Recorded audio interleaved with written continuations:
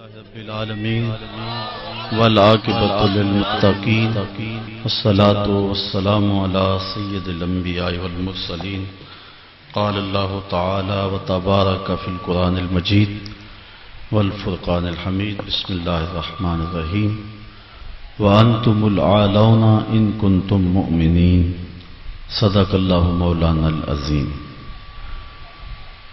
قال اللہ تعالی وتبارک فی شان حبیبہ مخبرا وآمرا ان اللہ وملائکتہ یصلون علی النبی یا ایھا الذین آمنوا صلوا علیہ وسلموا تسلیما الصلاۃ والسلام علیک یا رسول اللہ وعلی آلک واصحابک یا محبوب رب العالمین۔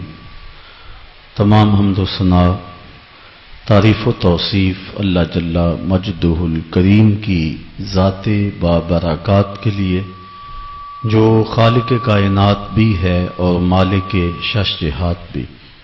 اللہ جل وعلا کی حمد و ثنا کے بعد حضور نبی اکرم شفیع امم رسول محتشم نبی مکرم صلی اللہ علیہ وسلم کے حضور ناز میں اپنی عقیدتوں، ارادتوں، محبتوں اور نیازمندیوں کا خراج پیش کرنے کے بعد عالی مرتبت ذی وقار محترم محتشم سامعین السلام علیکم ورحمۃ اللہ وبرکاتہ۔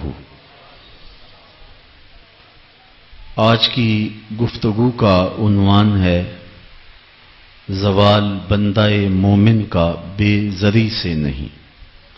امت مسلمہ کئی صدیوں سے زوال و انحطاط کی زندگی بسر کر رہی ہے۔ عرب عجم میں امت مسلمہ کو ذبح کیا جا رہا ہے۔ قابل، قندھار، قلعہ جنگی، دشت لیلہ، تورا بورا، تکریت، موصل، بغداد، القدس، کشمیر، غزہ، آذربائیجان، صومالیہ، جہاں جہاں بھی کشت و خون ہو رہا ہے وہ امت مسلمہ کا ہو رہا ہے۔ صابرا اور شتیلا کے کیمپوں میں قیدی ہمارے ہیں۔ گوانٹا ناموبے کے جیل خانوں کی سلاخوں کے پیچھے تڑپتے ہوئے زندگی بسر کرنے والے مجبور لوگ اس امت کے ہیں۔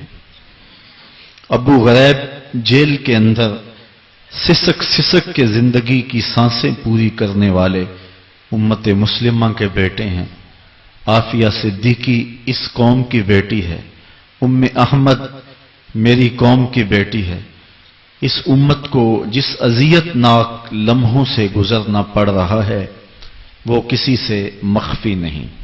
اب برما میں جو حالات ہیں وہ بھی آپ دیکھ رہے ہیں۔ امت مسلمہ جتنی عددی کثرت اس وقت رکھتی ہے اس سے قبل یہ تعداد بھی اس کی نہیں ہوئی۔ دنیا کی 6.25 ارب آبادی میں سے 1 ارب 40 کروڑ اہل دین، اہل ایمان، اہل اسلام، حضور کی غلامی کا دم بھرنے والے مسلمان ہیں۔ 56-57 باقاعدہ اسلامی حکومتیں ہیں۔ خیر سے ہم ایٹمی طاقت بھی ہیں۔ ہمارے پاس وسائل کی کمی بھی نہیں۔ تیل کے بڑے ذخائر ہمارے پاس ہیں۔ زرعی ملک ہیں، لیکن اس کے باوجود دنیا کے اوپر جو ذلت، جو پستی، جو زبوں حالی کا ہمیں منہ دیکھنا پڑ رہا ہے، تاریخ عالم میں اس کی کوئی دوسری مثال نہیں ہے۔ امت مسلمہ کو دیوار کے ساتھ لگایا جا چکا ہے۔ ہمارے اوپر جو 56-57 اسلامی ملکوں کے حکمران ہیں وہ مغرب کے ایجنٹ ہیں۔ امت مسلمہ کا خون رس رہا ہے۔ اتنے مسائل ہیں کہ اگر ان مسائل کو چھیڑ کے بیٹھ جائیں تو اس کو گنتے گنتے یہ وقت گزر جائے۔ امت مسلمہ اس کار مذلت میں کیوں گری ہے؟ آج کے تجزیہ نگار یہ کہتے ہیں کہ ہم مادی طور پہ دنیا سے بہت پیچھے رہ گئے، اس لیے آج ہم دنیا کے اوپر رسوا ہو رہے ہیں۔ ہم وہ ایجادات نہیں کر رہے ہیں جو دوسری قومیں کر رہی ہیں. ہمارے پاس معاشی وسائل وہ نہیں ہیں جو دوسری قوموں کے پاس ہے. علامہ اقبال نے امت کے اس دکھڑے کو بڑی دیر قبل بیان کیا، اور اقبال ایسا شخص ہے جس کو حکیم الامت کہتے ہیں. امت کے درد کو بھی جانتا ہے، مرض کو بھی جانتا ہے، علاج کو بھی جانتا ہے. امت اس قار مذلت میں کیوں گری اور اس رسوائی کا شکار کیوں ہوئی؟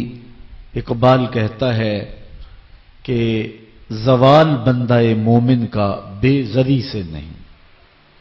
اس کو اگر یہ سمجھا جائے کہ دولت کی قلت سے ہم رسوا ہو رہے ہیں تو یہ کوئی بات نہیں ہے. اگرچہ اس دور میں معیشت ایک اہم چیز ہے. جو لوگ معاشی طور پہ پسماندہ ہوتے ہیں اس معاشرے میں ان کو خاطر خواہ توجہ نہیں دی جاتی، لیکن امت مسلم کے زوال کا سبب مادیت نہیں ہے، اس لیے کہ اس کی بنیادیں مادیت سے مضبوط نہیں کی گئی ہیں، اس کی بنیادوں میں روحانیت رکھی گئی ہے. اس کے زوال کا سبب دین سے دوری ہے. امت مسلمہ کی رسوائی اور پستی کا سبب اس مرکز سے اپنے رشتے کو کمزور کر لینا ہے جس نے ان کو عزت دی، سرفرازی دی، تعظیم دی اور توقیر فراہم کی. باقی رہی بات غربت و امارت کی، اسلام کی تاریخ میں ہم نے یہ سارے دور دیکھے ہیں، لیکن امت مسلمہ کے لیے یہ چیزیں جو ہیں وہ ثانوی حیثیت رکھتی ہیں. اس زمانے کی کہانی بھی ہمیں یاد ہے جب ہمارے پاس پہننے کے لیے کپڑے بھی نہیں تھے، پیوند لگے لباس پہنتے تھے. وہ وقت بھی ہمیں یاد ہے جب ہمارے پاس 2 گھوڑے تھے، 6 زرہیں تھیں، 8 تلواریں تھیں، 70 اونٹ تھے، اور ہمارے مقابلے کے اندر جو دشمن آیا تھا ان کے پاس 100 زرہ پوش نوجوان تھا. 950 کی تعداد کے اندر ان کا لشکر تھا. ان کے پاس گانے والی رنڈیاں بھی تھیں اور دادے عیش دینے والے ان کے پاس نغمے اور مزراب بھی تھے. کھانے پینے کے سامان بھی وافر تھے. ادھر فاقہ مست لوگ جس کھجور کو چوس کے روزہ رکھتے تھے اسی کھجور کو چوس کے روزہ افطار کرتے تھے. کیا بلال امیر تھا؟ کیا سلمان فارسی امیر تھا؟ کیا ابو ذر غفاری کسی امیر شخص کا نام ہے؟ کیا بدن کے اوپر پیوند لگے لباس پہننے والے وہ فاقہ مست کیا امراء کی فہرست میں آتے تھے؟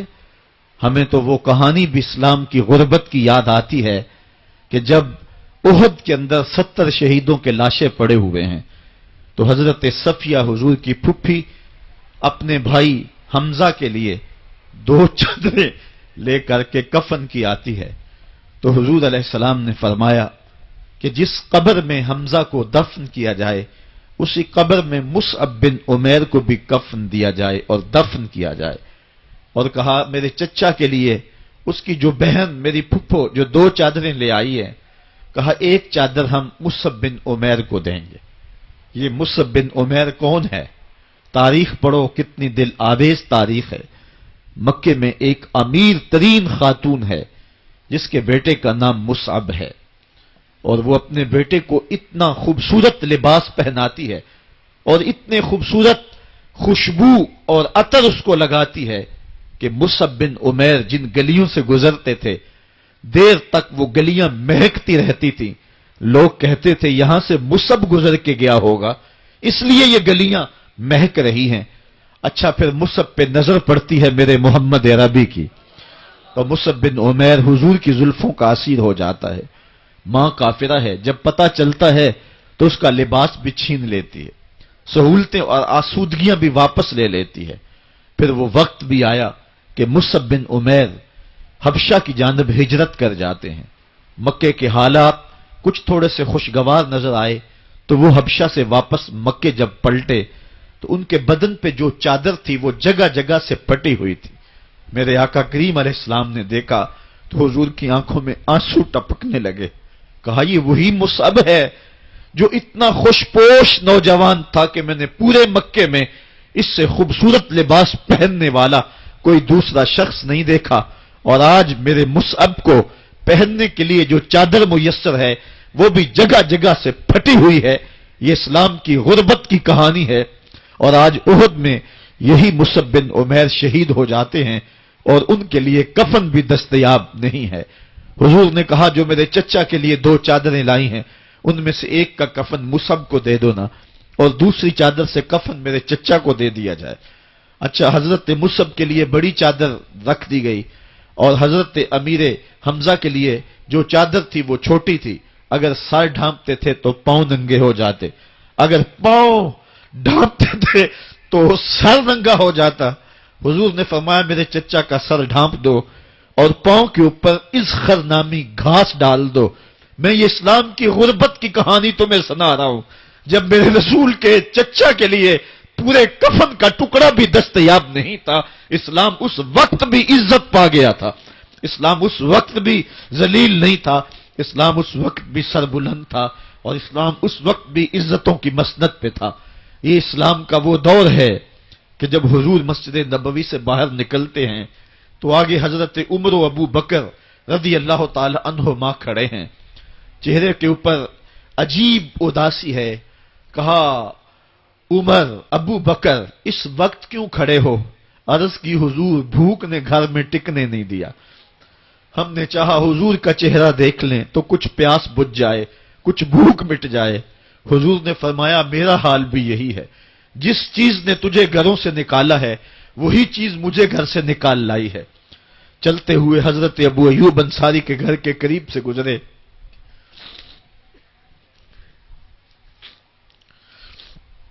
حضور کی خوشبو پا کے وہ باہر آ گئے۔ عرض کی بندہ نواز آج میرے مہمان نہیں بنتے؟ حضور نے کہا تمہاری مرضی۔ گھر لے گئے، چٹائی بچھائی، حضور کو بٹھایا، گھر والوں کو بکری کا بچہ ذبح کر کے دیا، کہا جلدی جلدی کھانا تیار کرو، میرے آقا کو بھوک لگی ہوگی۔ یہ کہہ کے واپس آئے، حضور کے پاس بیٹھے، نظر چہرے پہ پڑی تو گھبرا گئے۔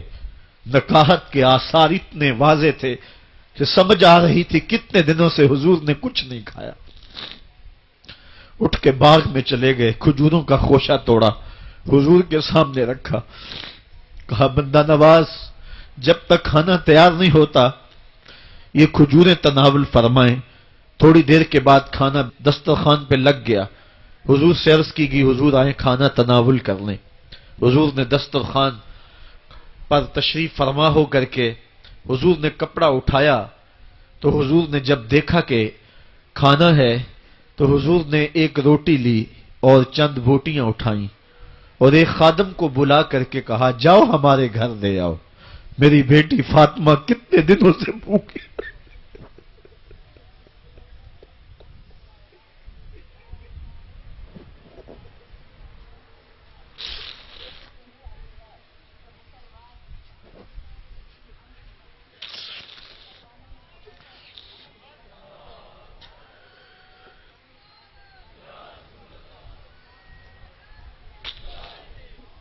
کہا جاؤ ہمارے گھر لے آؤ، میری فاطمہ کتنے دنوں سے بھوکی بیٹھی ہوئی ہے۔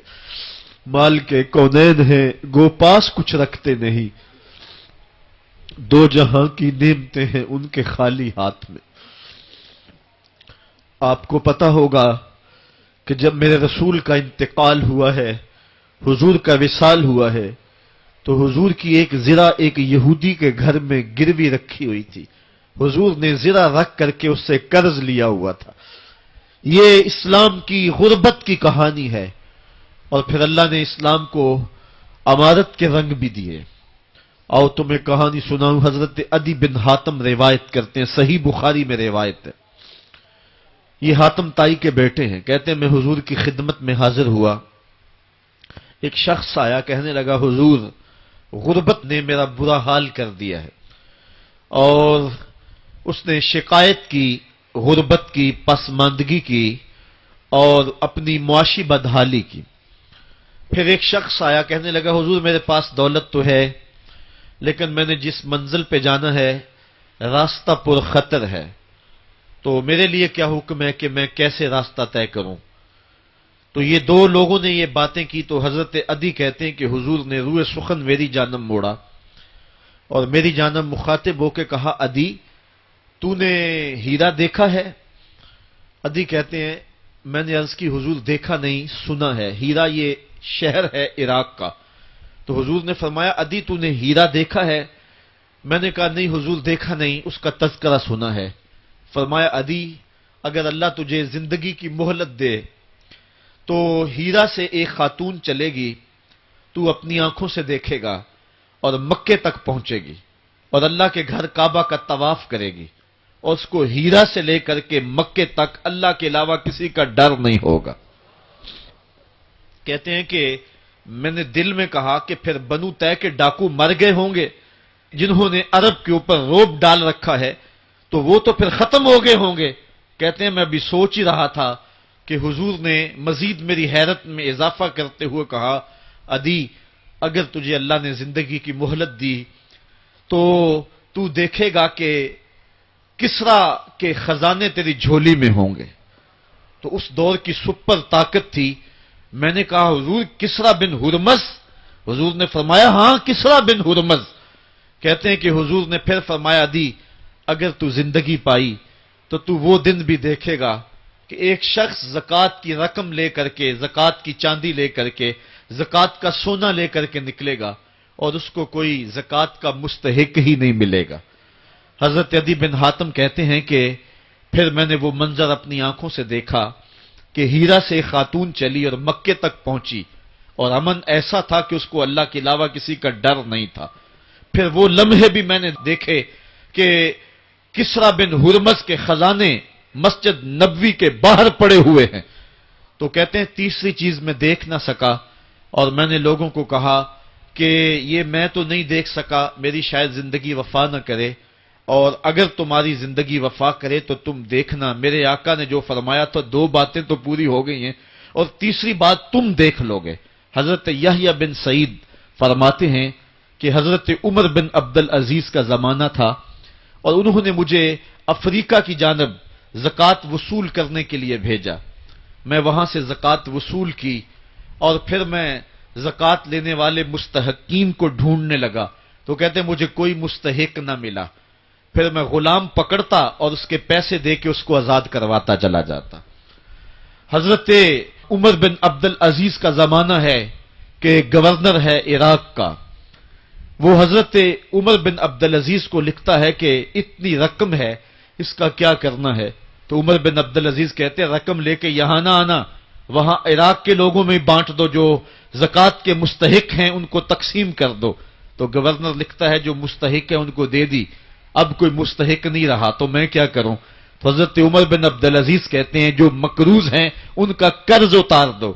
تو کہتے ہیں کہ ہاں قرض بھی میں نے اتار دیا ہے، رقم پھر بھی بچ رہی ہے، کیا کروں؟ تو حضرت عمر بن عبد العزیز نے پھر لکھا جو شخص شادی کرنا چاہتے ہیں ان کا حق مہر ادا کر دو۔ میں نے کہا کہ وہ بھی کر دیا ہے، رقم پھر بھی بچ گئی ہے، اب کیا کروں؟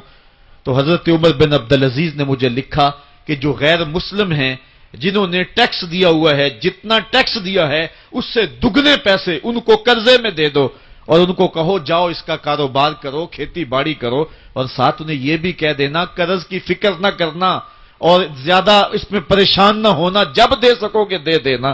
یہ دور بھی پھر اسلام نے دیکھا اور یہ گھڑیاں بھی دیکھی، جب چیتھڑے پہنے ہوئے تھے، جب پیبند لگے لباس پہنے تھے، جب پیٹ میں ڈالنے کے لقمہ بھی نہیں تھا، اللہ کا دین اس وقت بھی غالب تھا، اور جب گلیوں کے اندر ریشم بکھرا ہوا ہوتا تھا کوئی اٹھانے والا نہیں تھا، دین اس وقت بھی غالب تھا۔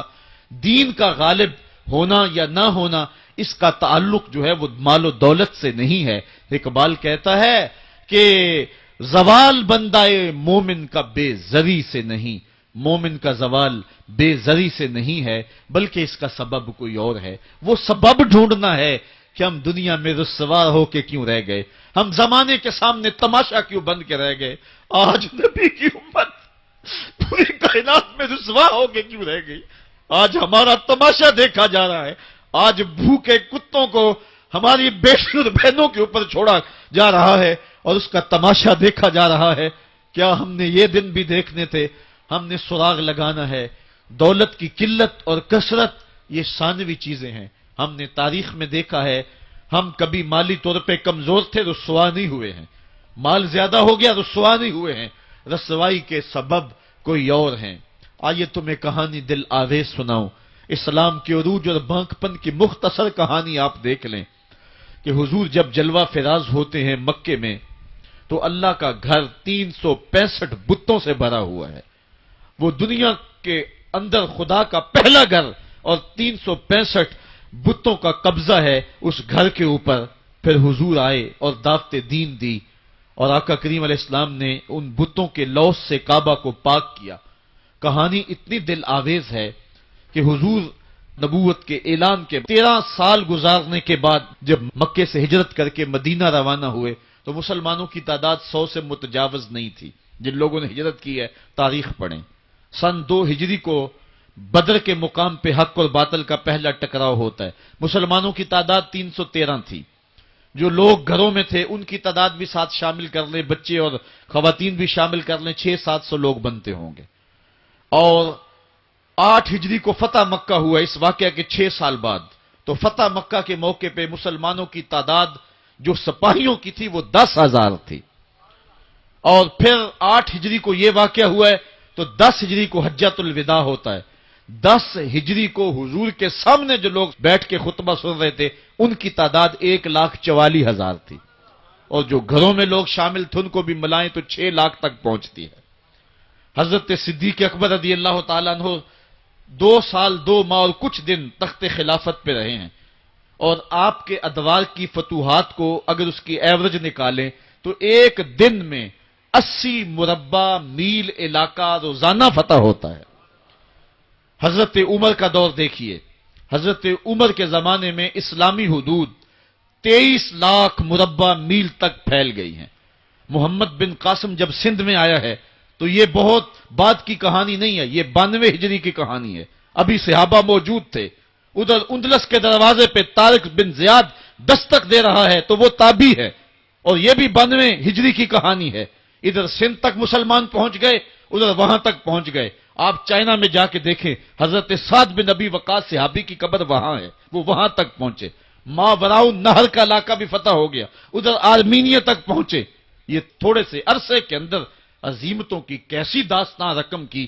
اقبال تڑپ کے کہتے ہیں دیے جانے کبھی یورپ کے کلیساؤں میں، کبھی افریقہ کے تپتے ہوئے صحراؤں میں.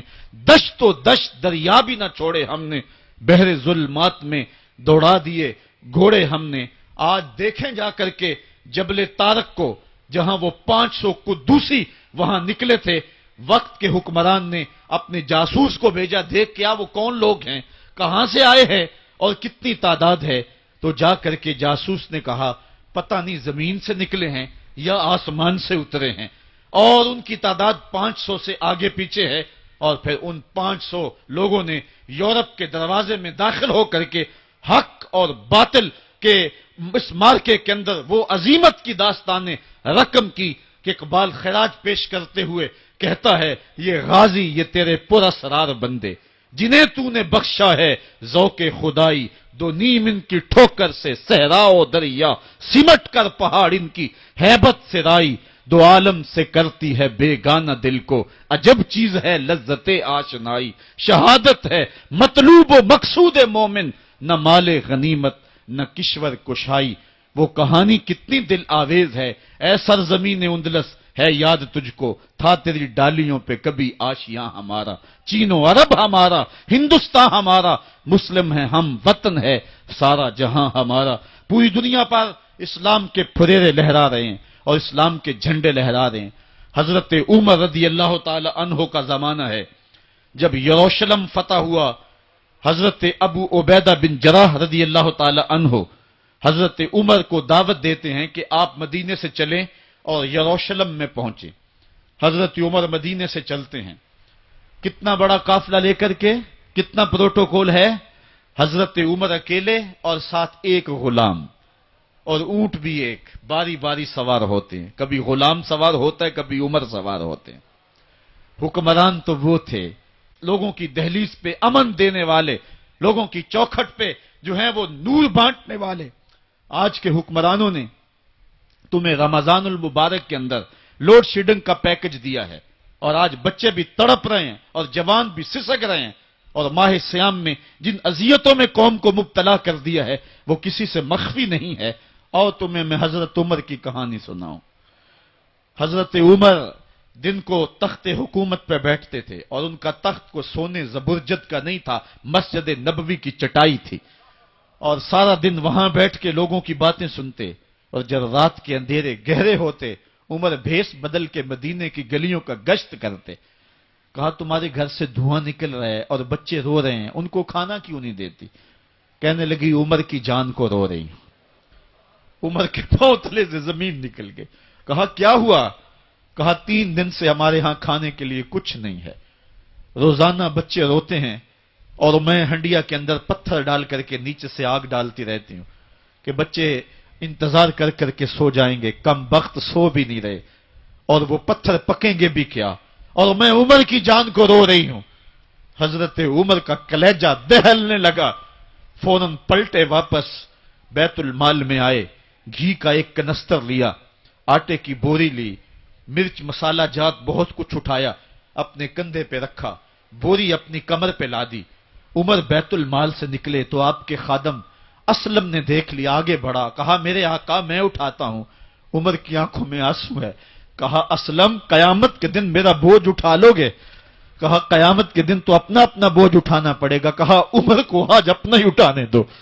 حضرت عمر وہ گھی کا کنستر اور وہ آٹے کی بوری سر پہ اٹھائے ہیں، اور اس خاتون کے گھر جاتے ہیں اور دستک دیتے ہیں۔ وہ جب دیکھتے ہیں اس کی جان میں جان آ جاتی ہے۔ کہا جلدی جلدی آٹا گوندو، اور عمر سبزی کاٹنے لگ جاتے ہیں۔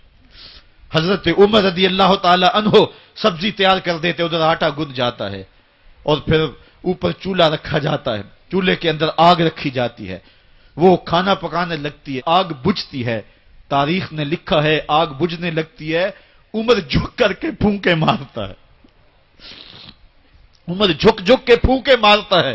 کھانا پک گیا، اور بچوں کے سامنے کھانا رکھ دیا، بچے کھا رہے ہیں۔ اب بچے رو رو کے نڈال ہو چکے تھے۔ حضرت عمر اپنے ہاتھوں کو اور اپنے گھٹنوں کو اور اپنے پاؤں کو زمین پہ لگا کے، جس طرح بکری کا بچہ چلتا ہے، ویڑے کے اندر کبھی ادھر چلتے ہیں کبھی ادھر چلتے ہیں، تاکہ بچے مجھے دیکھ کے خوش ہوں، اور دل میں کہتے عمر جتنا رلایا ہے اب اتنا ہنسانا بھی پڑے گا۔ تو کبھی عمر امیر المومنین، یہ میں کسی آج کے جو ہے وہ لوگوں کے ووٹوں پہ منتخب ہونے والے حکمران کی کہانی نہیں سنا رہا، میں اس عمر کی کہانی سنا رہا ہوں جو 23 لاکھ مربع میل کا حکمران ہے، آدھی دنیا کا بادشاہ ہے۔ حضرت عمر جو ہے جس طرح بکری کا بچہ چلتا ہے، اس طرح اپنے ہاتھ اور اپنے گھٹنے زمین پہ ٹیک کر کے جو ہے وہ اس طرح چلتے ہیں۔ بچے عمر کو دیکھ کے مسکراتے ہیں۔ جب بچے مسکرانے لگے تو حضرت عمر نے اس خاتون سے کہا بڑھیا عمر کو معاف کر دے۔ اس نے کہا تو اتنی ہمدردی کیوں کرتا ہے؟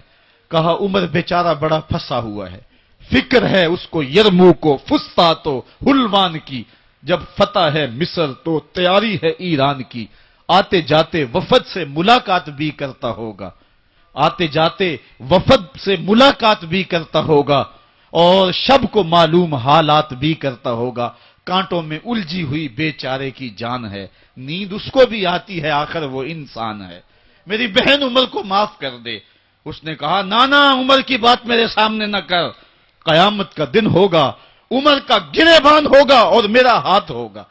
جب اس نے یہ بات کہی تو عمر برداشت نہ کر سکے، بچوں کی طرح بلک بلک کے رونے لگے۔ کہا وہ بد نصیب عمر تیرے سامنے ہے، آج ہی کہلا جو کہنا ہے، قیامت کے دن مجھے معاف رکھنا۔ اس نے کہا تو عمر ہے؟ کہا بد نصیب عمر تیرے سامنے کھڑا ہوں۔ میرے عمر کہتے ہیں اگر دجلہ کے کنارے ایک بکری کا بچہ بھی پیاسا مر گیا، اس کا حساب بھی عمر سے لیا جائے گا۔ اللہ اکبر۔ میں اس حضرت عمر کی کہانی سنانے لگا تھا۔ حضرت عمر نکلے یروشلم میں، ایک اونٹ ہے، ایک غلام ہے، کبھی وہ سوار ہوتا ہے، کبھی آپ باری مقرر کی ہے۔ جب قریب پہنچے یروشلم کے تو عمر کی باری نکیل پکڑنے کی اور غلام کی باری اوپر سوار ہونے کی آ گئی۔ غلام نے کہا آقا میں مرضی سے اپنی باری چھوڑتا ہوں، آپ آ جائیں دشمنوں کے مفتوحہ علاقے میں آ رہے ہیں، تازہ تازہ علاقہ فتح ہوا ہے، اسلام کی شان و شوکت ظاہر ہو۔ عمر نے کہا اسلام کی شان و شوکت ایسے ظاہر نہیں ہوتی ہے، اپنی باری پہ تم بیٹھو گے، اپنی باری پہ میں بیٹھوں گا۔ لوگ منتظر کھڑے ہیں، دور سے جب دیکھا کہا اس کی ہیبت سے کانپتے تھے ہم، یہ تو کوئی حبشی لگتا ہے، رنگ کالا ہے، ہونٹ موٹے ہیں، اس سے تو زیادہ حسین اس کا غلام ہے جو آگے آگے چل رہا ہے۔ حضرت ابو عبیدہ نے کہا دھوکہ کھا رہے ہو، ہمارا آقا وہ نہیں ہے جو اونٹنی کے اوپر سوار ہے، ہمارا آقا وہ ہے جو لگام تھامے آگے آگے چل رہا ہے۔ حضرت عمر رضی اللہ تعالیٰ عنہ کو آگے بڑھ کے جابیہ کے مقام پہ حضرت ابو عبیدہ بن جراح نے استقبال کیا، تو حضرت عمر آگے بڑھے اور انہوں نے آگے بڑھ کر کے حضرت ابو عبیدہ کے دونوں کندھوں پہ ہاتھ رکھا، اور سنو حضرت عمر نے کیا کہا لا الہ الا اللہ انا کنا اذل قوم فاعزنا اللہ بالاسلام، کہا کہ لا الہ الا اللہ، اے ابو عبیدہ بن جراح، ہم ایک ذلیل قوم تھے اور اللہ نے ہمیں اسلام کی وجہ سے عزت عطا کی ہے، اور میں تمہیں ایک تاریخ ساز بات کہنے لگا ہوں، اور وہ یہ ہے کہ جب تک ہم اس عزت والے اسلام کے دامن کو تھامے رہیں گے ہماری عزت قائم رہے گی، اور جب اسلام کے علاوہ کسی اور جگہ سے عزت ڈھونڈیں گے تو رسوا کر کے رکھ دیے جائیں گے۔ یہ ہے وہ خلاصہ جو حضرت عمر نے امتوں کے عروج و زوال کا بیان کیا ہے۔ اس امت کو جو خیرات ملی ہے تخت و تاج کی، وہ پینٹاگون سے نہیں ملی، وہ واشنگٹن سے نہیں ملی، وہ وائٹ ہاؤس سے نہیں ملی، وہ محمد عربی کے جوڑوں کا صدقہ ملی ہے۔ اس لیے جب ہم نے اسلام سے انحراف کیا، پاکستان حاصل کیا گیا تھا، پاکستان کا مطلب کیا؟ لا الہ الا اللہ، ہم نے اس نعرے کو چھوڑ دیا ہوا ہے، ہم نے انحراف کر دیا ہے۔ آج ہماری نظریں مغرب کی طرف لگی ہیں کہ تخت و تاج اس سے نصیب ہوتے ہیں، اور دنیا کے اوپر ہم رسوا ہو کے رہ گئے۔ ہماری پستی، ہماری زبوحالی، ہماری ذلت کا سبب یہ ہے کہ جس جگہ سے ہمیں عزت ملی تھی ہم نے وہ مرکز ہی چھوڑ دیا ہے۔ اس مرکز حیات کو، اس مرکز زندگی کو، اس مرکز عزت کو ہم نے چھوڑ دیا ہے، اور دنیا کے اوپر ہم رسوا ہو رہے ہیں۔ انہی حضرت عمر کی کہانی ہے، وادی تہامہ سے گزر رہے تھے کہ بچوں کی طرح بلک بلک کے رونے لگے۔ کہا عمر جوان آدمی ہو اور بچوں کی طرح بلک کے رو رہے ہو؟ کہا تم نہیں جانتے، مجھے بچپن کی کہانی یاد آ گئی۔ کہا کیا کہانی ہے؟ کہا یہی عرض تہامہ تھی، میرے باپ خطاب نے مجھے 5 اونٹ دیے تھے، کہا انہیں لائن میں کھڑا کرو سیدھا، میں آگے والا سیدھا کرتا تھا، پیچھے والا ٹیڑھا ہو جاتا، پیچھے والا سیدھا کرتا، آگے والا ٹیڑھا ہو جاتا۔ میرے باپ خطاب نے مجھے بڑا مارا۔ کہا ایک عرب کے بیٹے ہو کے تم سے 5 اونٹ لائن میں کھڑے نہیں ہوتے؟ کہا ایک زمانہ عمر پہ وہ تھا کہ اس سے 5 اونٹ لائن میں کھڑے نہیں ہوتے تھے، اور آج شرق سے لے کر غرب تک 23 لاکھ مربع میل کی حکمرانی اور انسان بھی لائن میں کھڑے ہیں۔ یہ محمد عربی کے جوڑوں کا صدقہ نہیں ہے تو اور کیا ہے؟ عمر سے تو 5 اونٹ لائن میں کھڑے نہیں ہوتے تھے۔ تو یہ عزتیں، یہ تخت و تاج، یہ حکومتیں ہمیں حضور کی دہلیز سے ملی ہیں۔ جب ہم نے اس دہلیز کو چھوڑ دیا تو دنیا کے اوپر رسوا ہو گئے اور ذلیل کر کے رکھ دیے گئے۔ آج ہماری حالت یہ ہے کہ غیر بھی ہمیں تانے دے رہے ہیں۔ میرا ایک دوست پچھلے دنوں کے اندر ننکانہ صاحب گیا تو وہ مجھے آ کر کے جو کہانی سنانے لگا، اس کی آنکھوں میں نمی تھی اور اس کے لہجے میں بے پناہ درد تھا۔ کہنے لگا کہ مجھے شوق دامن یہ ہوا کہ میں یہاں سکھوں کا گردوارہ بھی دیکھوں۔ کہتے میں اسی شوق میں ان کا گردوارہ دیکھنے چلا گیا، تو جب گردوارے کی سیڑھیاں آئیں تو میں جوتے اتارے اور میں سوچ رہا تھا کہ ان کو سمیٹ کے کہاں سنبھالوں، تو ایک شخص آگے بڑھا اور مجھے کہنے لگا کہ آپ تسلی سے جائیں، یہ گردوارہ ہے، مسلمانوں کی مسجد نہیں ہے۔ تو کہتا کہ میرا کلیجہ پھٹنے لگا کہ ہم اس قدر اخلاقی پستی کا شکار ہو گئے ہیں، کیونکہ جواب تو میرے پاس نہیں تھا جو اس کو میں دے سکتا، کیونکہ ہماری حالت بین ہی یہی ہے۔ تو کہتا ہے کہ میرا کلیجہ کٹنے لگا کہ ہم اس پستی اور اس ذلت کے مقام پہ چلے گئے ہیں۔ اب ہمارے ملک کے اندر جو ہمارے ذمی ہیں وہ بھی ہم کو جو ہے وہ تانا دے رہے ہیں، اور ہمارے مستامن بھی ہم کو تانا دے رہے ہیں، اور ملک کے اندر بھی ہم کو ذلت اور رسوائی کا سامنا کرنا پڑ رہا ہے۔ یہ ہماری ذلت اور رسوائی کی مثالیں ہیں۔ ہماری اخلاقی پستی اور زبوحالی نے ہم کو کہیں کا نہیں چھوڑا ہے۔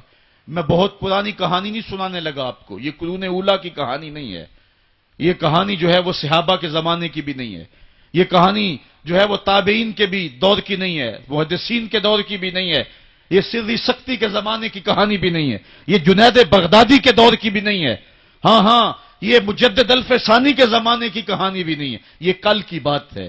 ہم دور غلامی میں تھے، ہمارے اوپر انگریز حکومت کر رہا تھا، ایک انگریز افسر شاہی مسجد دیکھنے کے لیے آیا، اور جب چبوترے کے اوپر چڑھا تو ایک گداگر نے اس کے آگے ہاتھ پھیلایا، اس نے بٹوا نکالا اور اس کی ہتھیلی میں کچھ پیسے رکھے، دوبارہ وہ جیب میں بٹوا ڈالنے لگا تو بٹوا اس کے ہاتھ سے گر گیا اور وہ بے توجہی میں اندر چلا گیا۔ اس گداگر نے آگے بڑھ کے اس بٹوے کو پکڑ لیا، خیال تھا یہ واپس آئے گا تو میں اس کو بٹوا دے دوں گا، لیکن وہ کسی اور دروازے سے نکل گیا اور یہ منتظر رہا، وقت گزرتا رہا۔ 1 سال گزرنے کے بعد وہ دوبارہ پھر آیا، اس کا کوئی دوست اسے ملنے آیا تھا انگلستان سے، اس کو شاہی مسجد دکھلانے کے لیے وہ پھر آیا۔ یہ گداگر وہاں بیٹھا ہوا تھا، اس نے پہچان لیا، کہا صاحب 2 لمحوں کے لیے رکیے، مجھے آپ سے ضروری کام ہے۔ دوڑا دوڑا گیا، قریب ہی گھر تھا، وہاں سے وہ بٹوا اٹھا لایا، اس میں بہت زیادہ جو ہے وہ پیسے تھے، کہا یہ 1 سال قبل آپ آئے تھے، آپ کو یاد ہو نہ یاد، آپ کا یہ بٹوا گر گیا، میں ڈھونڈتا رہا، آپ مل نہ پائے۔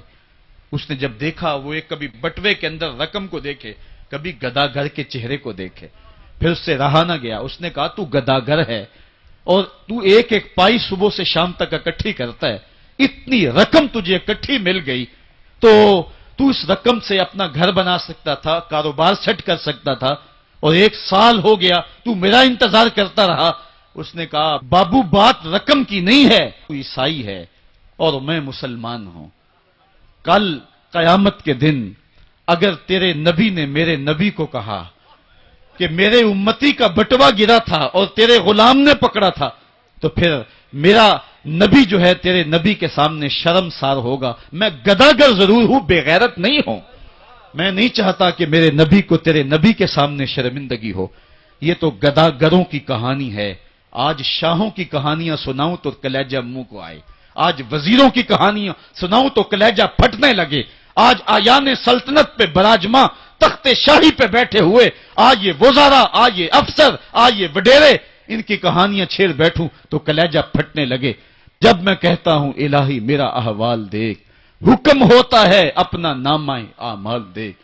میں نے اصلاح امت کانفرنس کے موقع پہ آپ کو یاد ہوگا کہا تھا کہ یہ تو کرم ہے محمد کی زلفوں کا کہ ہمارے اوپر پتھر نازل نہیں ہوتے، ورنہ جو حال ہم نے کر دیا ہے اور جس اخلاقی انحطاط کا ہم شکار ہیں، ہمارے اوپر تو آسمان ٹکڑے ہو کے برستا۔ اگر ان کی رحمت نہ ہو درمیاں میں، ابھی آگ لگ جائے دونوں جہاں میں۔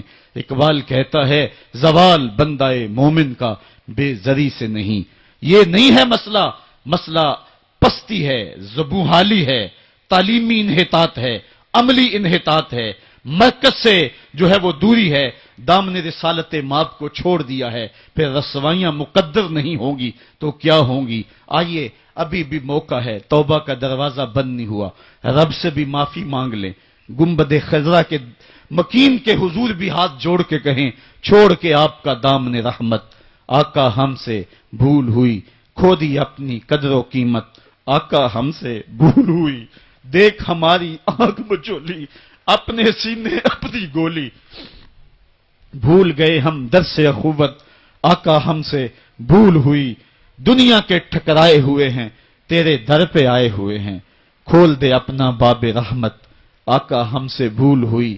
آج وہ شعر مجھے پوری طرح یاد نہیں آ رہے جو بچپن میں پڑھ پڑھ کے رویا کرتے تھے، وہ کیا کمال، کسی نے کہا ہن جے رونا تے اکھاں وچوں ہنیرا جاندہ نہیں نور جاندہ ہے۔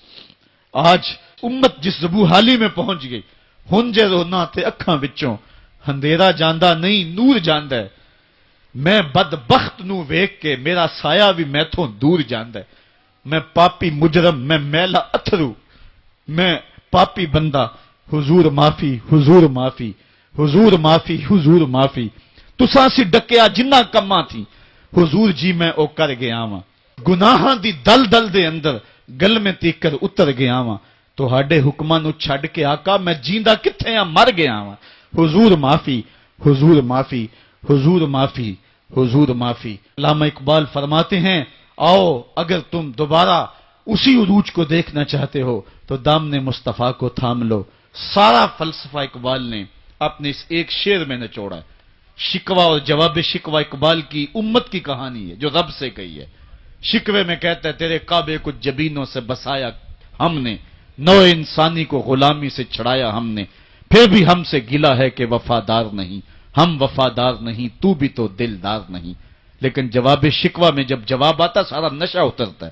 صیغہ بدلا، لفظ وہی ہیں، میرے کعبے کو جبینوں سے بسایا کس نے، نو انسانی کو غلامی سے چھڑایا کس نے، صفائے دہر سے باطل کو مٹایا کس نے، میرے قرآن کو سینوں سے لگایا کس نے، تھے تو آباب تمہارے ہی مگر تم کیا ہو، ہاتھ پہ ہاتھ درے منتظر فردا ہو، واعظ قوم کی وہ پختہ خیالی نہ رہی، برق طبعی نہ رہی، شعلہ مکالی نہ رہی، رہ گئی رسم آزاں روح بلالی نہ رہی، فلسفہ رہ گیا تلقین غزالی نہ رہی، مسجد مرثیہ خواہیں کہ نمازی نہ رہے، یعنی صاحب اوصاف وہ حجازی نہ رہے۔